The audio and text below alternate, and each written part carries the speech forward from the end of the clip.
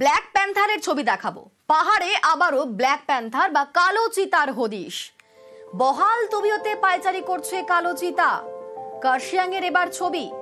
বহাল তবিয়তে পায়চারি করছে কালো চিতা। গত মঙ্গলবারই দার্জিলিং এর পোখরিবংয়ে দেখা মিলেছিল কালো চিতার। এবার কার্শিয়াংয়ের আপার বাগোড়ায় দেখা মিলল ব্ল্যাক প্যান্থারের। যে ছবি দেখাচ্ছি কার্শিয়াংয়ের আপার বাগোড়া, সেখানেই দেখা মিলল ব্ল্যাক প্যান্থারের। গত মঙ্গলবারই দার্জিলিং এর পোখরিবংয়ে দেখা মিলেছিল কালো চিতার। এবার কার্শিয়াংয়ের আপার বাগোড়ায় দেখা মিলল ব্ল্যাক প্যান্থারের। আমাদের সঙ্গে এই মুহূর্তে রয়েছেন প্রতিনিধি পার্থ। আমরা বেশ বলি গত 3 মাসের মধ্যে কিন্তু 3 থেকে 4 বার এই ব্ল্যাক প্যান্থারের দেখা মিলল পাহাড়ি এলাকায়। তো আমরা মূলত এই ব্ল্যাক প্যান্থার দেখা যায় মিরিকের দিকে, মিরিক মানেভঞ্জনের দিকে, কিন্তু গত মঙ্গলবারই আমরা দেখলাম ঠিক মিরিক যাওয়ার আগেই যে পোখরিবং, সেখানে দেখা মিলেছিল একটি ব্ল্যাক প্যান্থারের। এবং তারপর আজ সকালেই দেখা মিলেছে এই ব্ল্যাক প্যান্থারের কার্শিয়াংয়ের আপার বাগোড়ায়। স্থায়ীভাবে যারা পাহাড়ি গ্রামের মানুষরা যথেষ্ট আতঙ্কিত রয়েছেন গোটা বিষয়টি যখন নজরে আসে, কার্শিয়াং বন দপ্তরের গণকর্মীরা ঘটনাস্থলে পৌঁছায় এবং সেই ব্ল্যাক প্যান্থার থেকে কিন্তু তারা নদীতে চালায় যাতে লোকালয়ে ঢুকে যেতে না পারে। এবং এইসব এলাকায় বিশেষ করে কার্শিয়াংয়ের ডাউহিল, আপার বাগোড়া এইসব এলাকায় কিন্তু ব্ল্যাক প্যান্থার রয়েছে, এমনটি কিন্তু বন দপ্তর জানিয়েছে।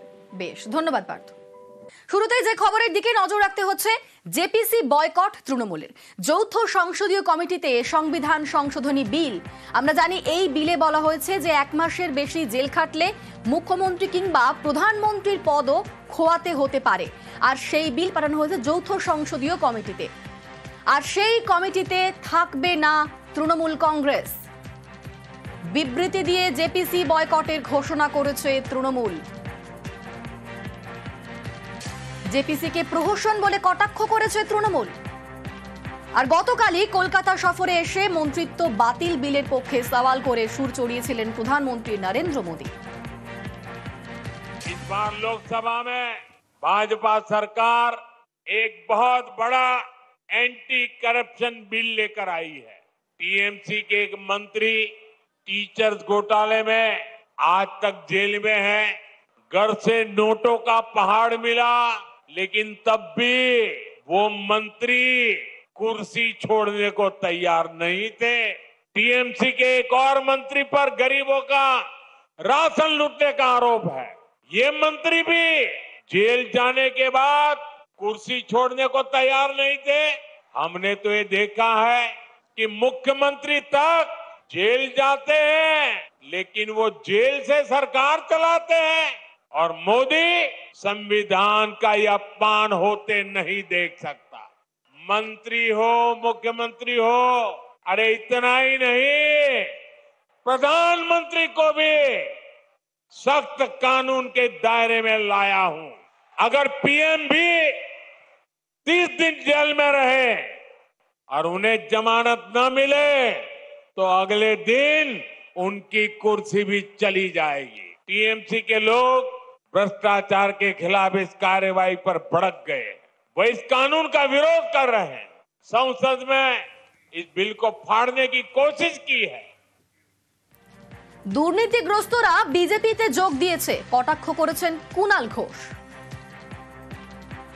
কাঁচের ঘরে বসে ঢিল ছুড়ে গেছেন, বলছেন দুর্নীতি নিয়ে যাদের বিরুদ্ধে অভিযোগ বিজেপি আঙুল তুলেছিল গ্রেপ্তারি চেয়ে, তারা তদন্ত এড়াতে বিজেপিতে গেছে এবং তারা নরেন্দ্র মোদীর দলের দিকে বসেছেন। উনি দুর্নীতি নিয়ে বলছেন। নরেন্দ্র মোদী আজকে লিখে রেখে দিন, চতুর্থবারের জন্য মাননীয় মুখ্যমন্ত্রী মমতা বন্দ্যোপাধ্যায় সরকার গড়তে চলেছেন এবং রেকর্ড সংখ্যক বিধায়ক নিয়ে।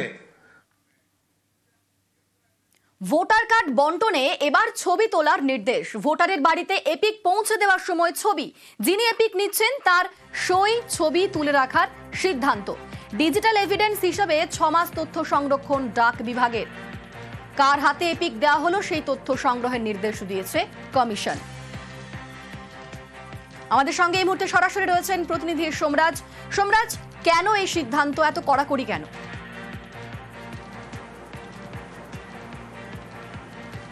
দেখো, প্রথমত বিভিন্ন সময় রাজ্যের মুখ্য নির্বাচনী আধিকারিকের দপ্তরে অভিযোগ জমা পড়ছে যে সংশ্লিষ্ট ভোটাররা এপিক পাচ্ছেন না।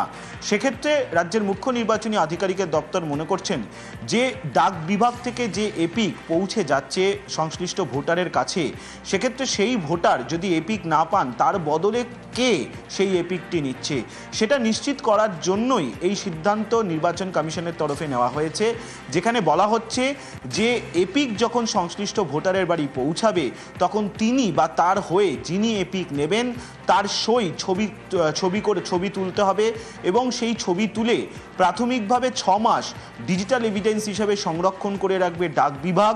তারপরে সিও দপ্তর সেই ছবি স্ক্যান করে তাদের কাছে সংরক্ষণ করে রাখবে। আগামী দিনে কোনো ভোটার যদি অভিযোগ করে যে তিনি এপিক পাননি, তাহলে সেই এভিডেন্স দেখে প্রয়োজনীয় তথ্য জানিয়ে দেওয়া যাবে সংশ্লিষ্ট ভোটারকে। এটি যেমন একটি কারণ, তেমনি তুমি সম্প্রতি দেখেছো যে ভোটার তালিকায় ভুয়ো ভোটারের অস্তিত্ব।